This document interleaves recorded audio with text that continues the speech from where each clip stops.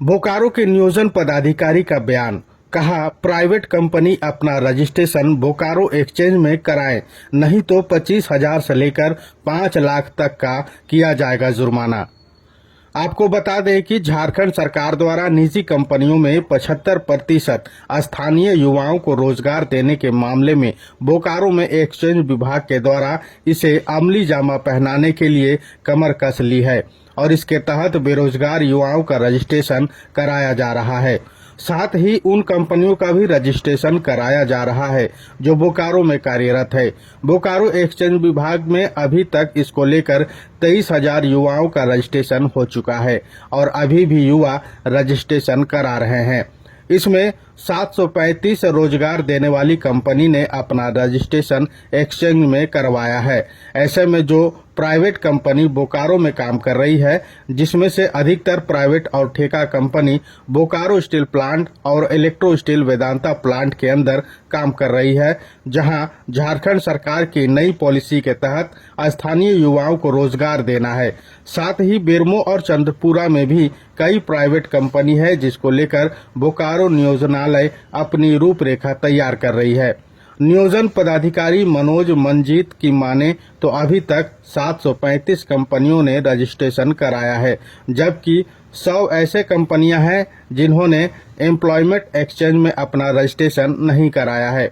उन्होंने कहा कि ऐसी कंपनियों के खिलाफ नोटिस जारी किया जाएगा, जहां 25,000 से लेकर 5 लाख तक का फाइन किया जाएगा। उन्होंने कहा कि अभी तक 735 कंपनियों ने रजिस्ट्रेशन कराया है और अपना आवेदन देकर कंपनी के बारे में जानकारी दी है, जिसमें से कुछ का काम बोकारो स्टील प्लांट के अंदर चल रहा है तो कुछ का काम इलेक्ट्रो स्टील वेदांता में चल रहा है।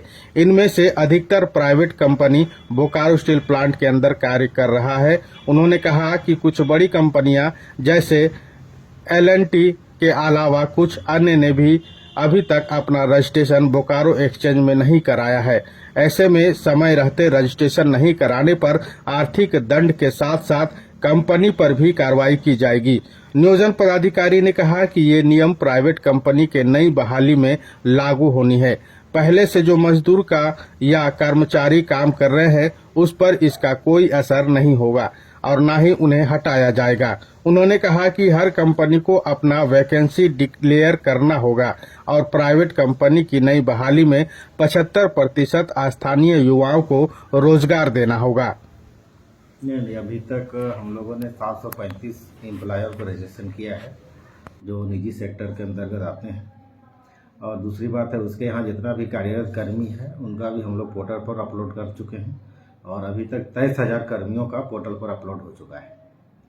और जिन कंपनियों ने अभी तक रजिस्ट्रेशन नहीं किया है 75% एक्ट के तहत, उनको हम लोग तामीला भेज रहे हैं, नोटिस करवा रहे हैं। उन लोग से भी कुछ दिन में रजिस्ट्रेशन करेगा और नहीं करने पर इस अधिनियम में यह भी प्रावधान है कि इसको दंड लगाया जाए।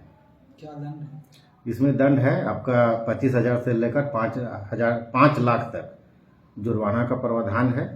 जो इस अधिनियम का अनुपालन नहीं करेगा तो उसके विरोध में हम लोग शास्ति कर सकते हैं।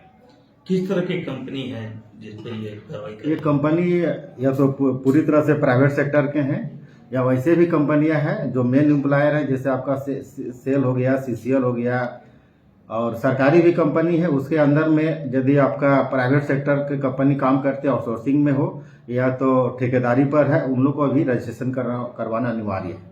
यदि इस अधिनियम का अनुपालन वो लोग भी नहीं करेंगे तो उन लोग के विरोध में हम लोग कार्रवाई कर सकते हैं। बोकारो स्टील प्लांट के अंदर कई कंपनियां हैं जो प्राइवेट कंपनी हैं, क्या आप लोग जांच उन लोग से हम लोग लिस्ट मंगा लिए हैं, जिसमें उन लोग ने 300 अधिक कंपनियों का या आउटसोर्सिंग का और कॉन्ट्रैक्टर का लिस्ट उन लोग ने दिया है, जिसमें तकरीबन हमको लगता है कि 200 लोगों ने रजिस्ट्रेशन कर लिया है। हम लोग 300 में 250। हाँ, 250 कर लिया है और बाकी लोगों को हम लोग नोटिस भेज रहे हैं।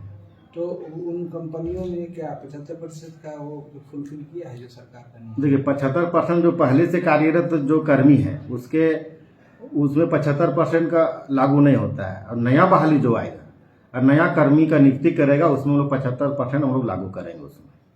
तो वो नया नियुक्ति अगर नहीं किया गया तो फिर उसमें लागू नहीं होगा? पहले से जो काम कर रहा है, अधिनियम आने के पहले जो नियुक्त हो चुके हैं उसमें 75% उसमें अनुपालन अभी नहीं हो सकता है। जैसे नया बहाली आएगा तो उसमें हम लोग अवश्य रूप से उसमें करेंगे।